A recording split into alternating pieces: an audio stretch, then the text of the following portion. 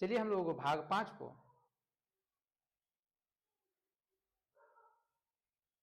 संविधान भाग 5 को हम लोग अलग से देखते हैं।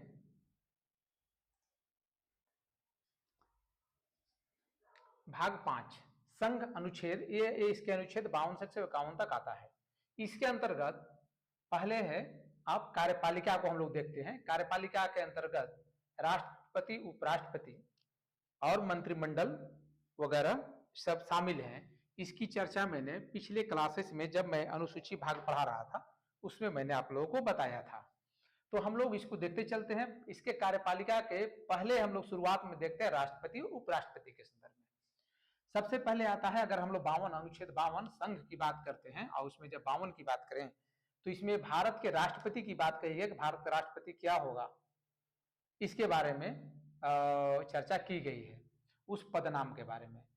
53 जो अनुच्छेद है वो कहता है संघ की कार्यपालिका शक्ति, संघ की क्या कार्यपालिका शक्ति है उसको देखा जाता है, एग्जीक्यूटिव पावर को। 54 अनुच्छेद कहता है राष्ट्रपति का चुनाव, राष्ट्रपति का चुनाव कैसे होगा, यह अनुच्छेद 54 में है। ऐसा ये प्रश्न पूछा जाता है कि राष्ट्रपति का चुनाव के संदर्भ में किसमें कहा गया है। तो पहले 52 में राष्ट्रपति, दूसरे में संघ की कार्यपालिका शक्ति, क्योंकि कार्यपालिका का जो अध्यक्ष होते हैं वो राष्ट्रपति ही होते हैं। तो फिर है 54 अनुच्छेद में राष्ट्रपति का चुनाव। 55 में राष्ट्रपति के चुनाव का तरीका, राष्ट्रपति के चुनाव के क्या तरीके होंगे ये हम लोग 55 में देखते हैं, अनुच्छेद 55 में। इसमें चुनाव की बात की गई है, कब कैसे होगा, चुनाव का तरीका, प्रोसेस क्या होगा, इसका 55 में बात किया गया है। इसको ध्यान रखेंगे। राष्ट्रपति के कार्यकाल कितना होगा ये 56 में बात किया गया है। 57 में कहा गया है पुनर्निर्वाचन के लिए पात्रता, अगर कोई राष्ट्रपति पुनर्निर्वाचित होता है तो उसके लिए क्या पात्रता है, क्या योग्यता है।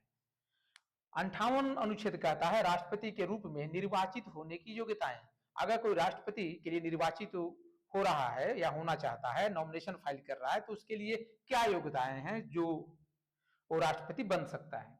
59 कहता है राष्ट्रपति पद की शर्तें, राष्ट्रपति पद के लिए क्या शर्तें हैं। 60 कहता है राष्ट्रपति द्वारा शपथ या प्रतिज्ञा, राष्ट्रपति शपथ कैसे शपथ लेते हैं इसकी चर्चा की गई है 60 में। 61 में राष्ट्रपति पर महाभियोग चलाने की प्रक्रिया है, राष्ट्रपति पे महाभियोग चलाया जाएगा, इसकी प्रक्रिया का जिक्र जो है 61 में किया गया है। 62 में राष्ट्रपति के पद में रिक्ति को भरने के लिए चुनाव कराने का समय और आकस्मिक रिक्ति को भरने के लिए निर्वाचित व्यक्ति का कार्यकाल की बात की जा रही है। इसमें क्या कहा गया है कि अगर कोई प्रेसिडेंट, राष्ट्रपति की अगर मृत्यु हो जाए आकस्मिक, या आकस्मिक ऐसी संभावनाएं हो जाए कि राष्ट्रपति नहीं है और एकाएक जगह खाली हो जाए, तो उसको भरने के लिए क्या प्रावधान है, क्या कार्यकाल होगा, इसकी चर्चा 62 में की गई है।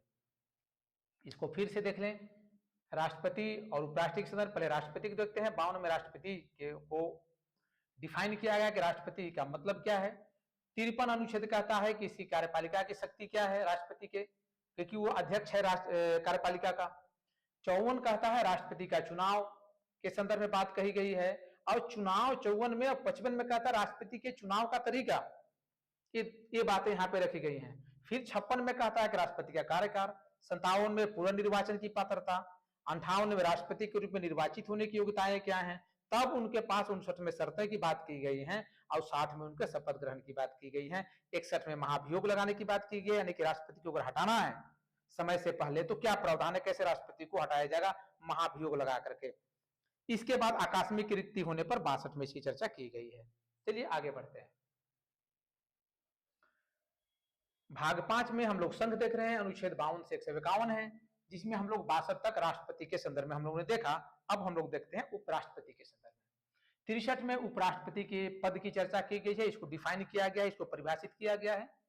64 में उपराष्ट्रपति का राज्यसभा का पदेन सभापति होना, इसकी चर्चा की है कि राष्ट्रपति जो होगा वो राज्यसभा का पदेन सभापति होगा। आप लोग देखते हैं राज्यसभा, लोकसभा, तो राज्यसभा का जो सभापति होते हैं वो आपके जो डिप्टी प्रेसिडेंट होते हैं। इसके बाद जो है वाइस प्रेसिडेंट।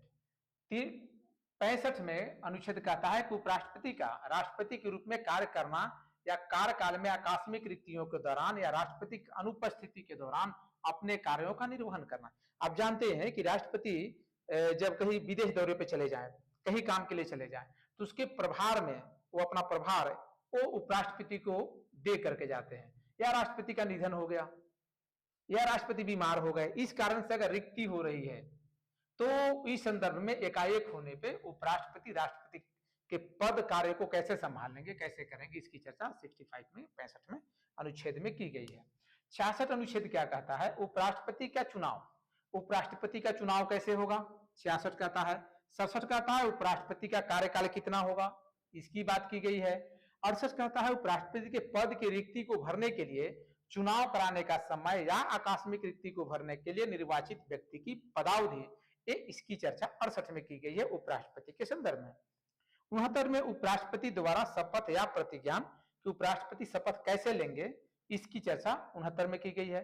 70 में अन्य आकस्मिकताओं में राष्ट्रपति के कार्यों का निर्वहन, अगर राष्ट्रपति के कार्यों का निर्वहन आकस्मिक स्थिति में कैसे करेंगे, ये 70 में चर्चा की गई है। इसमें दो बातें, एक 70 को आप देख लीजिए और दूसरा देख लीजिए 65 को, दोनों में क्या फर्क है? इसमें है कि राष्ट्रपति का राष्ट्रपति के रूप में कार्य करना जब एकाएक पद रिक्ति हो जाए, राष्ट्रपति की अनुपस्थिति की बात हो रही है इसमें।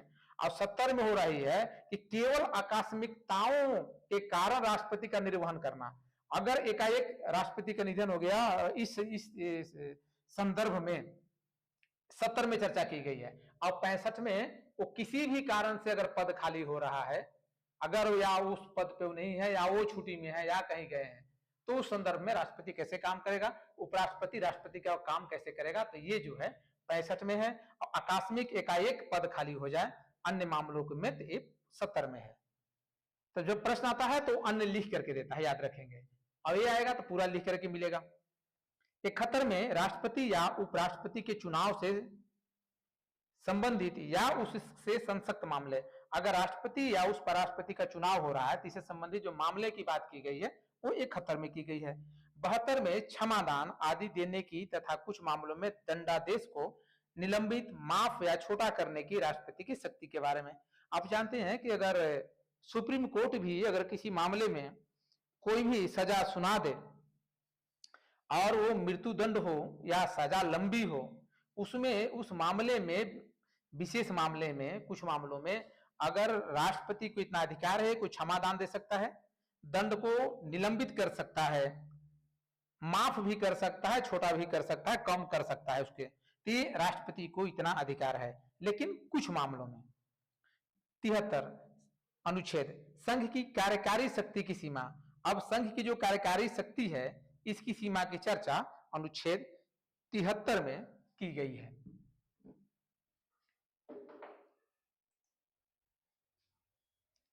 अब है भाग 5 में संघ अनुच्छेद, इसमें हम लोग देख रहे हैं मंत्री परिषद। जब मैं पढ़ा रहा था राष्ट्रपति के बारे में तो मैंने कहा था कि संघ में कार्यपालिका और मंत्री परिषद दोनों आते हैं। कार्यपालिका का जो अध्यक्ष होता है वह राष्ट्रपति होता है, मंत्री परिषद का जो अध्यक्ष होता है या बहुमत दल का नेता होता है, इनका मंत्री परिषद नेता होता है, वो प्रधानमंत्री होता है। अब आगे चलते हैं। 74वें अनुच्छेद कहता है राष्ट्रपति को सहायता तथा सलाह देने के लिए मंत्री परिषद है।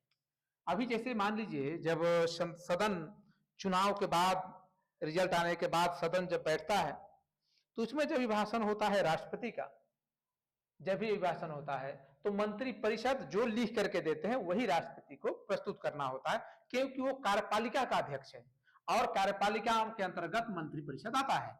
तो कार्यपालिका के अंतर्गत अगर मंत्री परिषद आ रहा है तो मंत्री परिषद क्या वो प्रेसिडेंट है, तो वो कार्यपालिका का प्रेसिडेंट है, तो वो क्या करेंगे कि ये लोग मंत्री परिषद के जो कैबिनेट वाले होते हैं वो लिख करके उनको देते हैं, वही उनको बोलना होता है। वो राष्ट्रपति के अपने शब्द नहीं होते, केवल शुरुआत के शब्द उनके अपने होते हैं और अंत में उनके अपने होते हैं। बाकी जो मूल तत्व होता है, मूल शब्द होता है, वो मंत्री परिषद का होता है।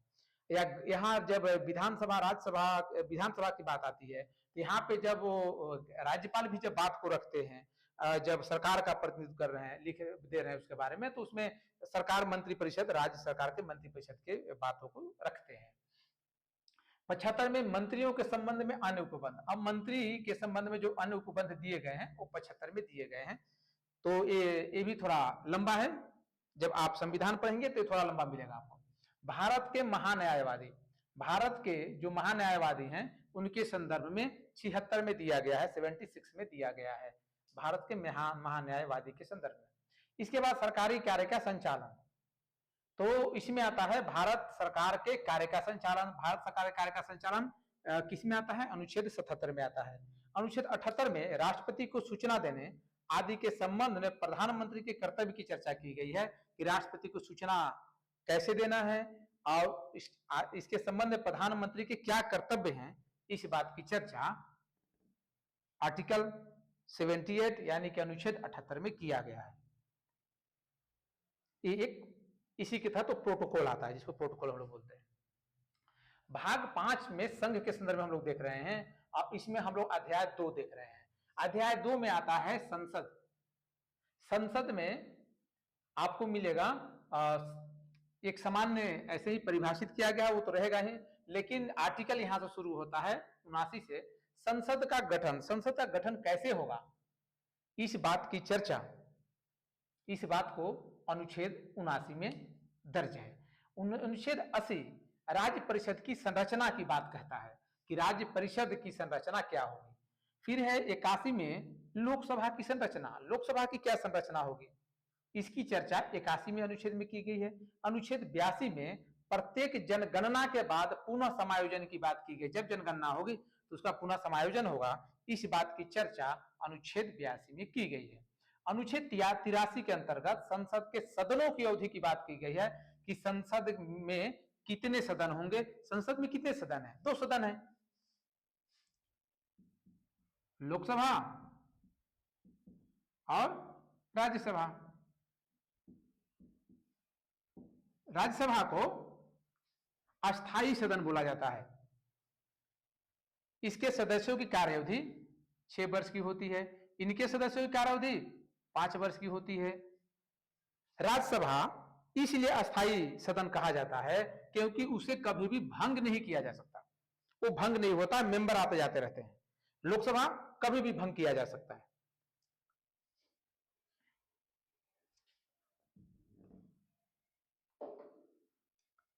इसके बाद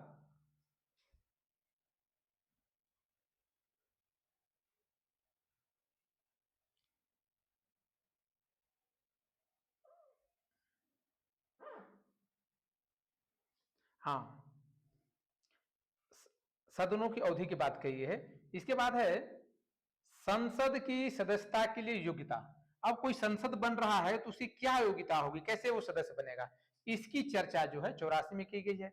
85 में संसद के सत्र, सत्रवासान और विघटन की बात की, सत्र कैसे बुलाया जाएगा, सत्र के बीच छुट्टी कैसे मिलेगी और इसका विघटन कैसे होगा, सत्र की समाप्ति कैसे होगी, इसकी चर्चा 85 में की गई है। 86 में सदनों को संबोधित करने और संदेश भेजने का राष्ट्रपति का अधिकार है, को सदन को लोकसभा या राज्यसभा उसे संबोधित कर सकते हैं और वे संदेश भेज सकते हैं सदन को संबोधित करने के लिए। तो ये जो बातें कही गई है ये 86 में की गई है।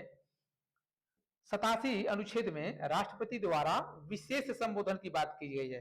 राष्ट्रपति जब विशेष संबोधन करते हैं तो ये बातें की गई हैं 87 में। 88 में सदनों के संबंध में मंत्रियों और अटॉर्नी जनरल के अधिकार की बात की गई है। सदन में के संबंध में जो मंत्री होंगे, अटॉर्नी जनरल होंगे, उनके क्या अधिकार हैं, इसकी चर्चा जो है वो की गई है 88 में। 89 संसद के अधिकारी की बात आती है।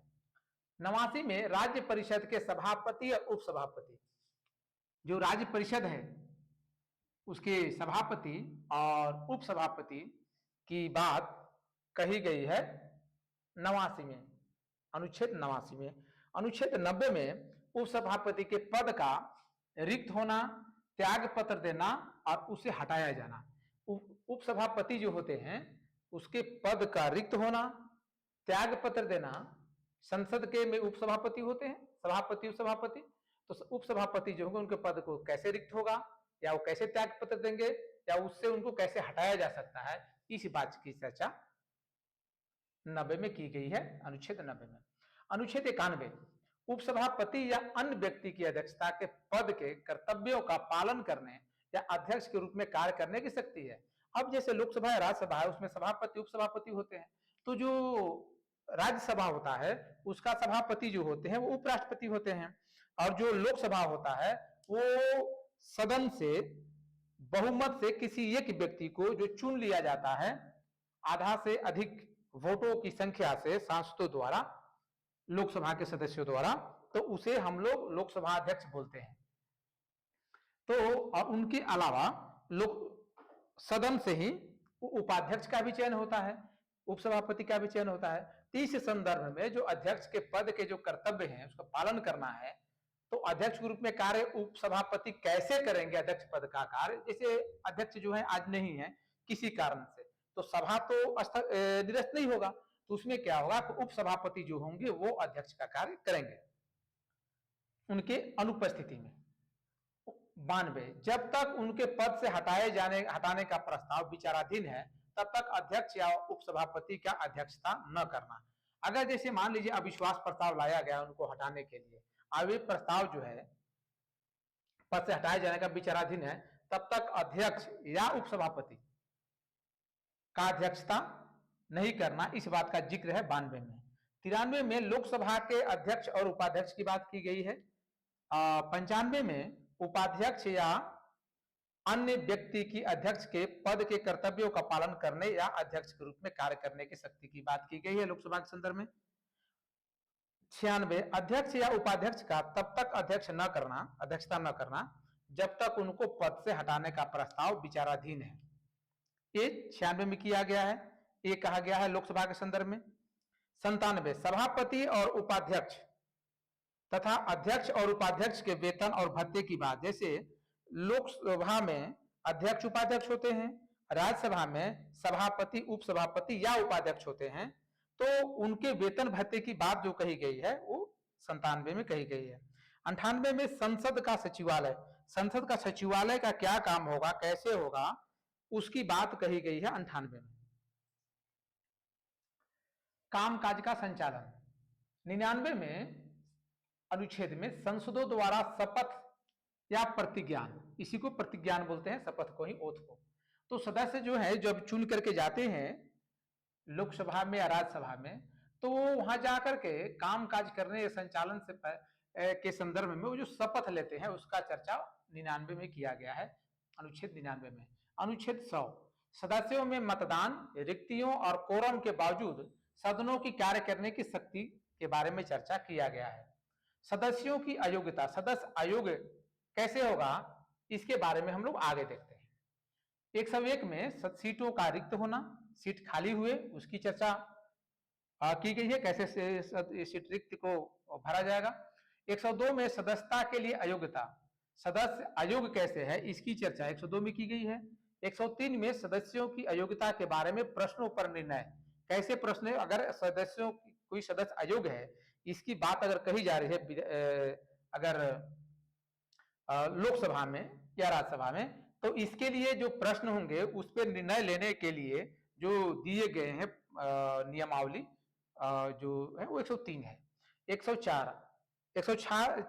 अनुच्छेद में 4 अनुच्छेद 99 के तहत, यहां देखिए अनुच्छेद 99 के तहत शपथ लेने या प्रतिज्ञान करने से पहले बैठने और मतदान करने के लिए योग्य नहीं होने पर या अयोग्य होने पर दंड। यदि मान लीजिए कि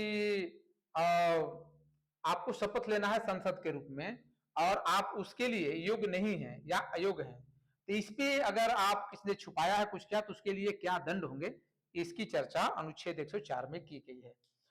इसके अलावा अनुच्छेद 105 में संसद और उसके सदस्यों की शक्तियां, विशेषाधिकार और उन मुक्तियों को चर्चा किया गया है 105 में।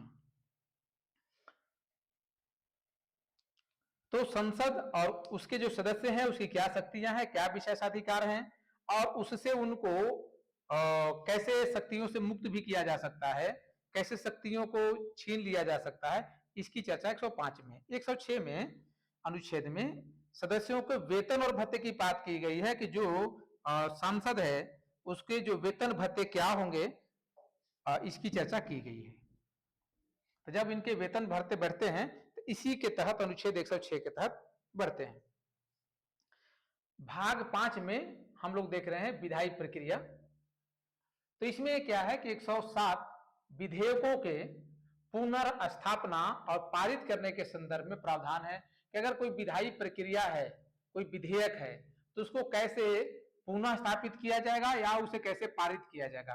पुनर्स्थापना से मतलब यहाँ ये है कि कोई भी विधेयक जब संसद सदन में रखा जाता है तो उसके बाद पुनर्विचार के लिए या जो पारित किया गया है उसके बाद भी लगता है कि संशोधन की जरूरत है, तब पुनर्स्थापना का जो चर्चा बात कही गई है या फ्रेश पारित हो रहा है, नया पारित हो रहा है कोई भी विधेयक, तो उसका प्रावधान 107 में किया गया है।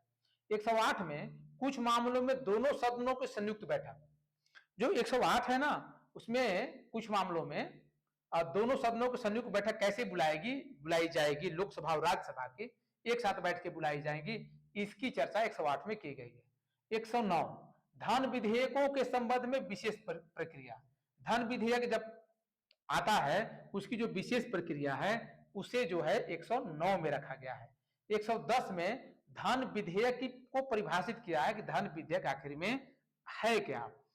111 में विधेयकों पर स्वीकृति, अगर जो विधेयक आ रहे हैं उन विधेयकों पर स्वीकृति कैसे दी जाएगी, इसके प्रावधान की चर्चा 111 में की गई है। 112 में वित्तीय मामलों में प्रक्रिया। 112 में वार्षिक वित्तीय वितरण, तो इसकी चर्चा जो है 112 में की गई है। 113 अनुच्छेद में अनुमानों के संबंध में संसद की प्रक्रिया, क्या अनुमान है इस संदर्भ में अगर कुछ होता है तो संसद की प्रक्रिया को हम लोग जो है 113 में रखते हैं। थोड़ा वेट करते हैं 1 मिनट।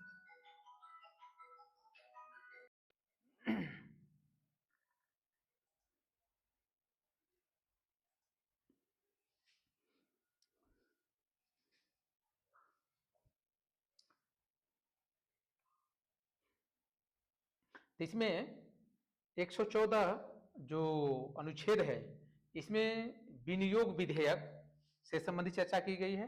115 में अनुपूरक बजट जो आप लोग सुनते हैं, अतिरिक्त और अधिक अनुदान की बात की चर्चा इसमें की गई है।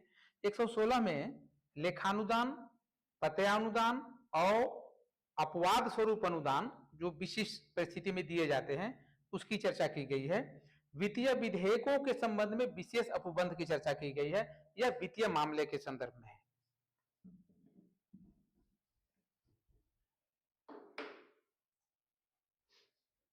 इसके अलावा भाग 5 में संघ अनुच्छेद के संदर्भ में देखते हैं तो इसमें हमें मिलता है सामान्यतः प्रक्रिया के अंतर्गत में आता है 118 प्रक्रिया के नियम, 119 वित्तीय कार्य के संबंध में संसद की प्रक्रिया का विधि द्वारा विनियमन, जो वित्तीय कार्य के संबंध जो होता है उसके संबंध में संसद की जो प्रक्रिया होती है उसका विनियमन की बात की गई है।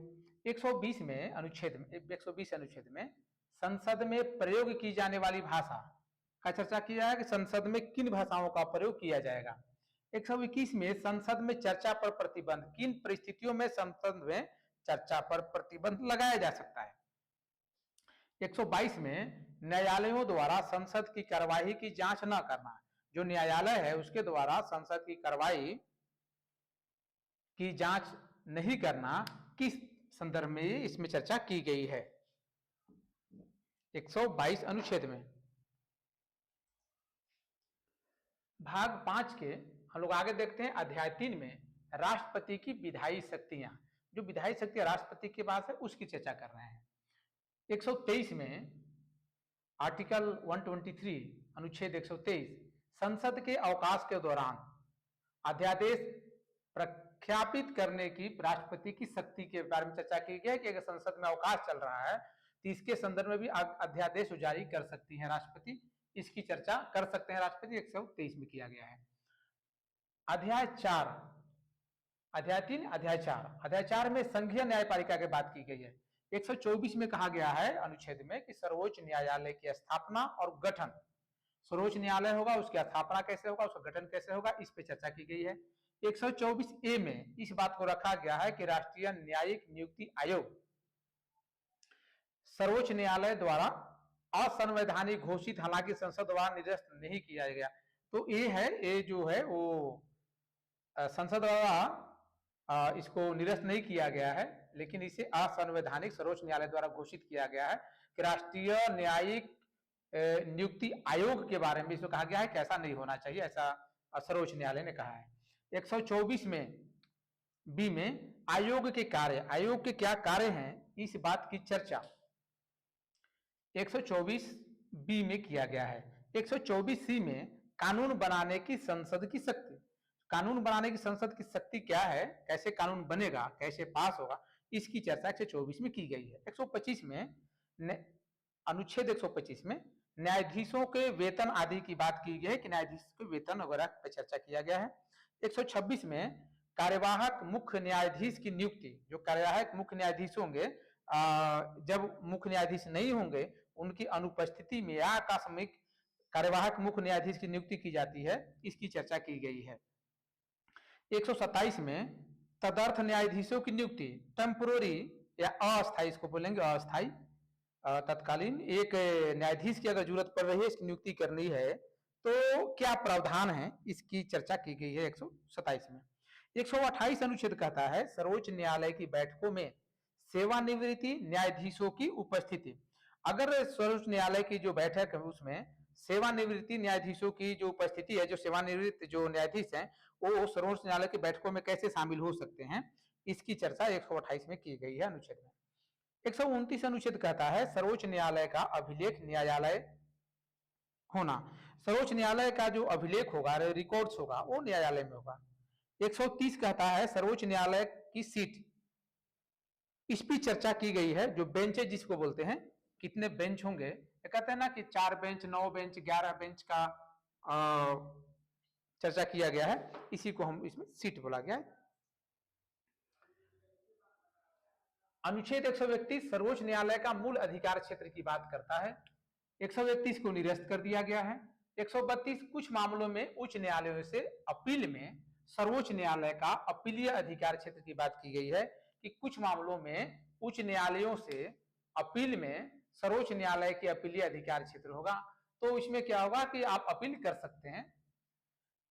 133 सिविल मामलों के संबंध में उच्च न्यायालयों से अपील में सर्वोच्च न्यायालय का अपीलीय अधिकार, इसकी चर्चा 133 में की गई है। 134 में अनुच्छेद में आपराधिक मामलों के संबंध में सर्वोच्च न्यायालय का अपीलीय अधिकार क्षेत्र है, इसकी चर्चा की गई है। 134 ए में सर्वोच्च न्यायालय में अपील के लिए प्रमाण पत्र की बात की गई है। 135 अनुच्छेद में सर्वोच्च न्यायालय द्वारा विद्यमान कानून के अंतर्गत संघीय न्यायालय के अधिकार क्षेत्र और शक्तियों का प्रयोग की चर्चा की गई है। अनुच्छेद 136 कहता है सर्वोच्च न्यायालय द्वारा अपील करने की विशेष अनुमति, सर्वोच्च न्यायालय कैसे विशेष अपील करने की जो अनुमति है उसके बारे में चर्चा है। 137 में सर्वोच्च न्यायालय द्वारा निर्णयों या आदेशों की समीक्षा करता है, कभी कभी ऐसा होता है कि अपने ही निर्णय की समीक्षा करता है या अपने ही दिए गए पूर्व के आदेशों की समीक्षा करता है सर्वोच्च न्यायालय। 138 सर्वोच्च न्यायालय के अधिकार क्षेत्र का विस्तार, सर्वोच्च न्यायालय के अधिकार क्षेत्र का विस्तार की चर्चा की गई है 138 अनुच्छेद में। 139 अनुच्छेद सर्वोच्च न्यायालय के कुछ रिट जारी करने की शक्तियों का प्रदान करता है, जब रिट जारी करता है सर्वोच्च न्यायालय, इस बात की चर्चा जो है इस बात के संदर्भ में 139 अनुच्छेद में है। 139 ए में कुछ मामलों का हस्तांतरण के बारे में कहा गया है कि कुछ मामलों का ट्रांसफर, हस्तांतरण कैसे किया जा सकता है। 140 में अनुच्छेद में सर्वोच्च न्यायालय की सहायक शक्तियां क्या है, इस पर चर्चा की गई है। 141 में सर्वोच्च न्यायालय द्वारा घोषित कानून सभी न्यायालयों पर बाध्यकारी होगा, इसकी चर्चा की गई है। 142 में सर्वोच्च न्यायालय के आदेशों और आदेशों तथा खोज आदि से संबंधित आदेशों का प्रवर्तन के बारे में चर्चा किया गया है। 143 में राष्ट्रपति की सर्वोच्च न्यायालय से परामर्श करने की अपील की शक्ति की बात की गई है। 144 में सर्वोच्च न्यायालय की सहायता के लिए सिविल और न्यायिक प्राधिकारियों का कार्य करना, 144 ए निरस्त कर दिया गया है। 145 में न्यायालय के नियम आदि की चर्चा की गई है, क्या नियम है। 146 में सर्वोच्च न्यायालय के अधिकारी और कर्मचारी तथा उन पर व्यय की बात की गई है और 147 में इसकी व्याख्या की गई है। 148 इसमें अध्याय 5 के अंतर्गत आता है। 148 151 भारत के नियंत्रक एवं महालेखा परीक्षक की बात की गई है। तो 148 में भारत के नियंत्रक महालेखा परीक्षक के बारे में चर्चा किया गया है। 149 में नियंत्रक महालेखा परीक्षक के कर्तव्य और शक्तियां क्या हैं इसके बारे में कहा गया है। 150 में संघ और राज्यों के लेखाओं का प्रारूप क्या होगा इस पे चर्चा किया गया है। 151 में लेखा परीक्षा रिपोर्ट की बात कही गई है, जब वो रिपोर्ट जारी होती है तो कैसे होगा इसकी चर्चा वहां पे की गई है। धन्यवाद, मिलते हैं अगले क्लास में नए कंटेंट के साथ।